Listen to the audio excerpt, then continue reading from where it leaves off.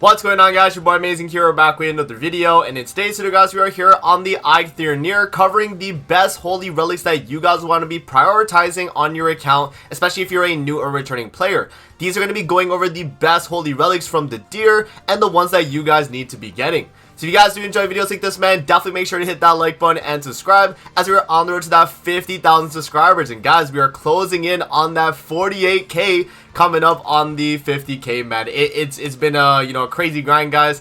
And yeah, I appreciate all the support. Let's keep it pushing, and we're on the road to that 50k. Now, with that out of the way, guys, let's actually hop into the Eikthyrnir and go over each of the holy relics. Now, I know a lot of you guys from my last video about the bird were saying the video is a little long. Guys, I mean, we had 37 relics to cover. Now, we have half that with this video, so it should be a lot quicker for this video, guys. We have 18, so it's around half the amount of relics that we had from the bird. So I'm sorry that video is so long, but we had to delve into every single relic, and so that's exactly what we're going to be doing in today's video too. So let's hop in and let's talk about each of the relics. Alright, guys, so the Goddess Elizabeth Relic right here is going to increase the Goddess Bless barrier value by 15%. Now, the thing that kind of sucks about this relic is that this Goddess Elizabeth cannot benefit from the Holy Relic. It literally does not benefit the red one. It's only benefiting the blue Goddess Elizabeth. Now, is this a strong Holy Relic? In my opinion, it's alright. I mean, 15% barrier value is not something that's really common in Grand Cross, and I don't think it was really that much noticeable on this character when you're using her in the game. And I mean, nowadays, guys, you're just not using Goddess Liz anymore. So at this point, this Holy Relic is kind of just a stat stick, I guess, for this character if you're planning on using her, and overall just not really a great holy relic overall, guys. So yeah, definitely a lower priority for this holy relic. Moving on, guys, we got the LR King Holy Relic, or the Skinny King Holy Relic. This is going to increase the hero's damage dealt by 80% when attacking debuffed enemies. Guys, this is a really good holy relic. If you are someone that's building LR King as well, and you're investing in the character for PvP or even your hero's arena, he's going to be very strong with this holy relic. You definitely want to be getting this holy relic. It's boosting his damage dealt by 80% because you're always going to be attacking a debuffed enemy. Remember, in King's passive, he's applying a defense related lower, right? Yeah, critical resistance lower, sorry, on the enemy for every single started turn that you have. So you're always attacking a debuffed enemy, so you're just always getting that damage dealt. So you're missing out on that 80% damage dealt whenever you're attacking if you do not own this holy relic. So definitely a higher priority holy relic. If you're someone investing in the fairy team, this is a must pick up for you if you are one of those people. Moving on, guys, to the Fat King Holy Relic here. Now, this one's going to increase all the hero stats by 3% for every debuff effect on the enemy. Limit to 10 debuffs. Now, this is actually a very good holy relic if it was on a better character, right? You're getting up to 30% all stats, right? That's insane. 30% all stats at the maximum. But the problem is, guys, that none of these kings are even viable in the game at the moment, right? If any of them were to maybe get, like an LR, release, then maybe this character could be a lot better. That holy relic's actually very good. Like, 30% all stats is nothing to scoff at, man. That's one of the stronger holy relics in the game. It's really sad that this character is just not good at the moment right now. So I can't with good conscience recommend this holy relic regardless of it being very good. It's just hard to recommend, guys, when the character itself is bad. So this is definitely going to be a lower priority holy relic. Moving on, guys, to the next holy relic here, we got the Small Wings King Holy Relic, or the Jelly King. So right here, it's going to inflict bleed for two turns when the hero deals damage with an all target attack skill. Now, if you are using Jelly King, guys, on the Ratatosker Demonic Beast, then this is a must-have holy relic. If you are trying to run this character, the only way you're going to get that extra bleed damage is by, having this holy relic. So you need to be running the holy relic if you're trying to do that. And yeah, other than that, though, you really don't need this holy relic, I would say. Like, it is nice, just getting the extra bleed damage for sure, but at the end of the day, it's not really gonna boost your like actual damage you're doing on the hit. It's more so the after effect damage you get, and in a lot of content you're not really gonna be able to take advantage of that. So in my opinion, guys, this holy relic is not necessary, but if you are running them for rat, then it definitely is worth picking up. Other than that, it's just kind of all right. So I'd say this is definitely a middle tier holy relic. Only if you are running them for the Ratatosker is this very important to pick up. Alrighty guys, now moving on to the Wings Elaine here with her Holy Relic effect. So this is going to increase all enemies damage taken by 30% while they have the shock debuff. Now that is okay, and it is also a backline supportive effect as well guys, so it can definitely have its use case, but it's not necessary to have on any of the Elaines, especially with the best one being the green Elaine right now. She doesn't even have anything in her kit that kind of wants to have that that shock debuff. So honestly, you really don't need this Holy Relic for this character. It is a nice stat stick, so if you're just looking for the stats, is nice. It also can work in the back line, so if you're running a shock character in the front line, then I mean you do get kind of a, a little bit of a benefit, but not many times are you gonna really be running this in the back. So yeah, I mean it's definitely just a alright Holy Relic, definitely low to mid priority, like depending on if you're using this green Elaine or not. So yeah, overall guys, I would not really recommend picking up this Holy Relic. Alright guys, so moving on to the blue Ludociel here and the green one. This Holy Relic guys is just going to be straight up basic stats. You're getting attack, defense, and HP. Now, it's not super crazy, but remember that Ludo is a Grace character. He is a Link. He is a on-fielder, but mainly a Link nowadays. And he can actually evade, Petrify, Freeze, and Stun for 2 turns at the start of the battle, which is valuable nowadays with LR King being kind of prominent on the Fairy team. So, having him as a Link is strong, and getting that Holy Relic gives him a lot of combat class, so that's gonna help, so it's not necessarily like a super bad Holy Relic to pick up, but nowadays guys, like this blue Ludo, especially in PvP, just not really viable. Maybe in like lower tier PvP is good because his passive is still solid. It's just he's not out seeing a lot of people in PvP nowadays with all the UR fests that have like 76 77 KCC at max out, right? Like Ludo, I think the highest he can get is maybe 70k at the most, so he's not even getting close to those 77k UR fests, and so he's just not going to be able to out CC them and get the defense lower on them anyway. So yeah guys, overall I'd say this is definitely a low to mid priority Holy Relic depending on if you're using this Link in your PvP team.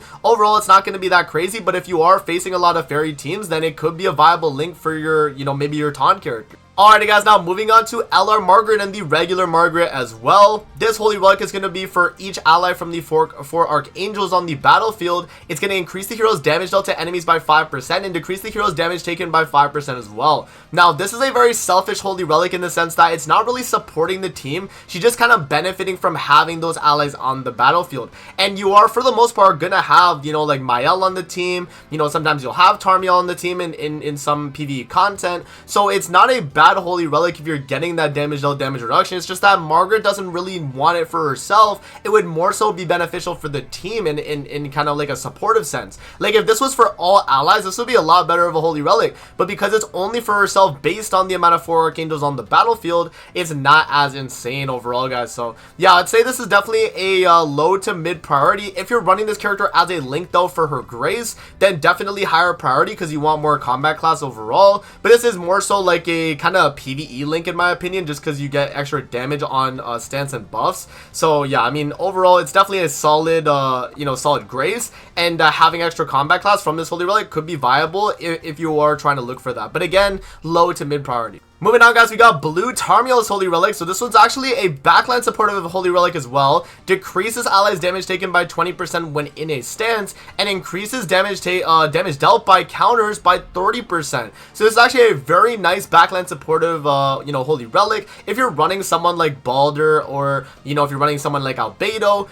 they can definitely benefit from this from the backline. So if you want to run them as a backline support for more like counter based characters, actually not a bad idea. But on the flip side though guys, you're not really running blue Tarmiel on the field at all really nowadays. He just kind of been power crept obviously with the red Tarmiel, and yeah, I mean his Grace as well, it's not as valuable nowadays. Again, like you're still getting the healing, but like you obviously have red Tarmiel now that heals off of every attack you take pretty much. So yeah, it's kind of hard to recommend getting this Holy Relic just for Tarmiel himself, but if you are trying to get that supportive effect, then it's all right. And this is a universal backline supportive Holy Relic too, so it's not that bad at all. I would definitely say that this would be probably a low to mid tier priority Holy Relic. Again, it's just because it's Tarmiel guys, like you're just not running this character anymore, but it's not a bad Holy Relic at all. Alrighty guys, now moving on to red Tarmiel, we have his Holy Relic here being applies an ultimate move disable effect for 2 turns every time an enemy's ultimate move gauge reaches 5 orbs or more. Now this Holy Relic is not a must have for red Tarmiel unless you're running the character as a Link, and that's the thing, a lot of people are running him as Link. So this is a valuable Holy Relic to get just for his combat class, and based on how how strong Red Tarmiel's link is in the game. So I would say if you're just going to get the Holy Relic, guys, get it for his link. Not necessarily for the fact that you're running it on field, because you're not really getting a crazy effect here, and you're usually not going to be running Red Tarmiel on field in PvP settings or anything like that. So you're really getting the Holy Relic just for the extra stats, and it is valuable to get just so you get that extra stats on your link. So I would say this is definitely a higher priority Holy Relic just because of how strong and dominant Red Tarmiel's link is in the game, guys. Definitely one of the higher priority ones you can pick up, and in my opinion, a really good one to get as well. Alrighty, guys, now moving on to Red Sariel's Holy Relic here. So his Holy Relic effect is going to be basic stat increase by 8% upon inflicting critical damage on an enemy when using a skill, limit of 5 times, and yeah, you're getting up to 40% extra basic stats when critting.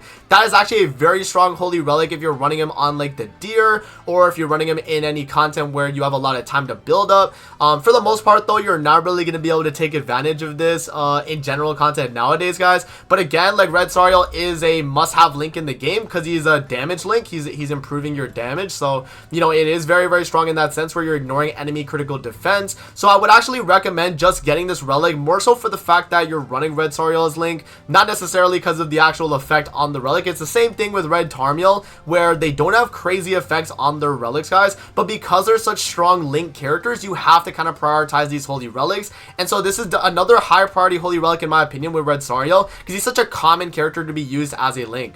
Alrighty, guys, now moving on to the green Sariel here. So the other version of Sariel, this Holy Relic is going to be when an enemy uses a skill on the hero, grants an effect that increases attack by 20% for 1 turn, and when inflicting damage to an enemy with skills or counters, recovers HP by 15% of the damage dealt. Now, guys, again, it's going to be the kind of the same thing with these other Holy Relics here. If this character was used more often on field, then I would highly recommend getting this relic for the fact that you would use it on field, because this is a good effect. 20% attack, you get lifesteal for 15% of the damage dealt. It's not bad. It's just the problem is right now is that green Sariel is just not used on field anymore. He's more so run as a link. So if you are running this character as a link, it is a must pick up in my opinion, because being able to apply debuffs on the enemies just by having him as a link, I think is valuable for some teams that want to get those debuffs to either build up some type of passive effect or just getting extra basic stats or whatever the case. It is a valuable Holy Relic or a valuable grace in that sense, and in turn, I guess, a valuable Holy Relic too.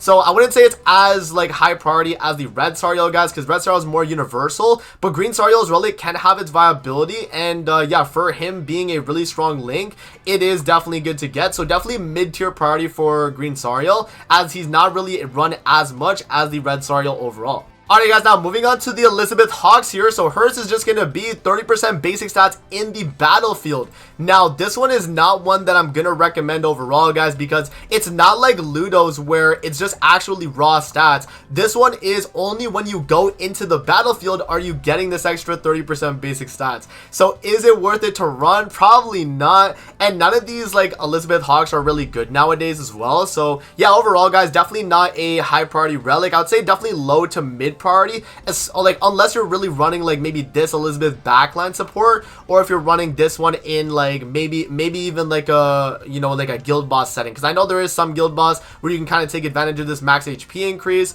But yeah, like overall, guys, like just not a very like crazy Holy Relic. If it was raw stats for like the CC, even then I don't even think it would be that great. So yeah, man, this is just an unfortunate you know, release of a relic. If it was on a newer character, it could be a lot better, but yeah, just, you know, definitely lower priority in my opinion. Alrighty, guys, moving on to a really good Holy Relic right here. We have LR Elizabeth and the regular Elizabeth Relic. So this is going to increase allies HP related stats by 15%. This is a backline supportive effect as well. 15% HP related stats is very strong, guys. That means you're getting lifesteal, recovery rate, regeneration rate, and the flat HP bonus as well. So that is very strong. You know, you have it as a backline supportive effect. LR Liz benefits from it a lot as well, because she already gets buildup of recovery rate, so you're getting even more HP related on top of that. So yeah, just a very good Holy Relic in my opinion. One of the higher priority relics as well, and yeah, it does just provide, you know, some extra stats for the team. You get a little bit more tankier, and you're able to lifesteal a lot better. So yeah, one of the higher priority relics, guys. Not the highest one, because we do have one coming up that is higher priority,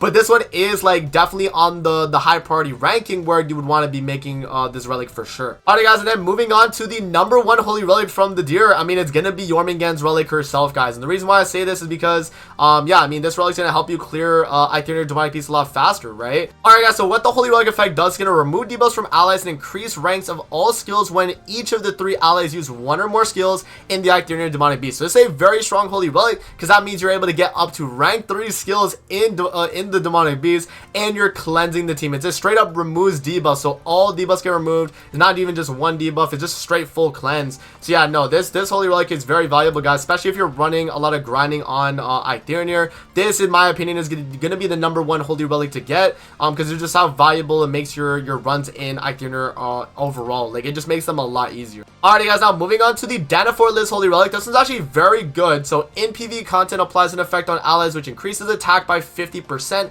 at the start of the battle for 3 turns. Remember guys that the red Elizabeth right here, the Danafor one, is actually a backline support on the time limit dungeon, and this Holy Relic is viable in that time limit dungeon. 50% attack is a lot, and usually the fight is only about 3 turns anyway, so this is actually a very good Holy Relic just to boost your damage in those time limit dungeons. And even if you just want to run it on like Belmo's Demon, like when you're running the green Danafor Liz, I mean 50% attack is really strong too there as well, just for extra damage as well. So yeah, definitely a higher priority relic. I'd say mid to high priority. Definitely not as good as like LR Liz's relic overall, but like it's a very niche one, but can be very strong in some circumstances, right? So yeah, really good Holy Relic. Moving on to Simon's, guys. I'm just gonna say Simon's is not worth it, guys. He's an R unit that just is not usable nowadays. Even with the effect on here, it's just not good enough, guys. So I'm gonna say this is a low priority Holy Relic. Moving on, guys, we got Helbram's Relic here. This one's actually really good. Increase allies, fairy allies basic stats by 20%, and this is a backline supportive effect as well.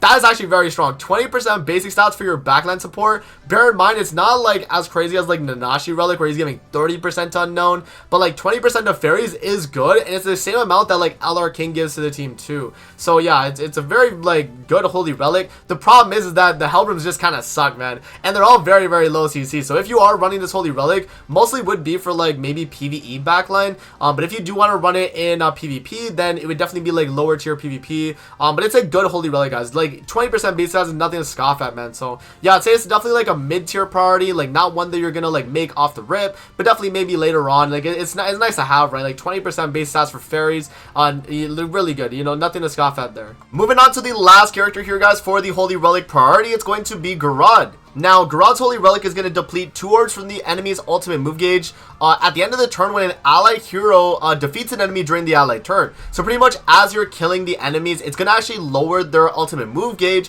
at the end of their turn, so that, you know, if they do fill up gauge, it's just going to instantly lower it. So like a character like Fraudrin would get absolutely destroyed by this, but like overall, guys, you're not going to expect to always be facing a Fraudrin in PvP, and so this is just not really a good Holy Relic overall, and Garad herself is just not really a good unit either. So I'd say is definitely a lower priority relic. So guys, just to give you guys like a TLDR, man, for anyone that's just skipping to the end of the video, the #1 Holy Relic is going to be Jormungand, again, because you're trying to farm the other demonic beasts, you know, relics here. So if you do get Jormungands, you're going to be able to get pretty much all the other relics. The next one would definitely be LR Liz and LR King. I would say they're very close, but I'd say probably LR Liz over King, just because she has more viability and more content. But LR King's is still a must pick up, especially if you're running him. And so yeah, I would say this is probably #3, LR Liz #2, and then from there, guys, I would go Red Tarmiel and Red Sariel, and then the rest is just really up to you. I would say Red Tarmiel, Sariel, because they're the best 2, you know, Archangel links at the moment. They do provide, you know, a ton of value as links, and yeah, I'd say, you know, you definitely do not want to miss up on the extra stats for those characters. So yeah, guys, that is going to be it for the video. I hope you guys did enjoy. Again, guys, sorry if it's too long. This is just how we have to go about it if you want to go over every single relic, so that you guys know exactly how good they are overall. So that's going to be it for the video. Hope you guys did enjoy, and we'll see you guys on the next one, man. Peace out. Have a good rest of your day, guys. See you later, man.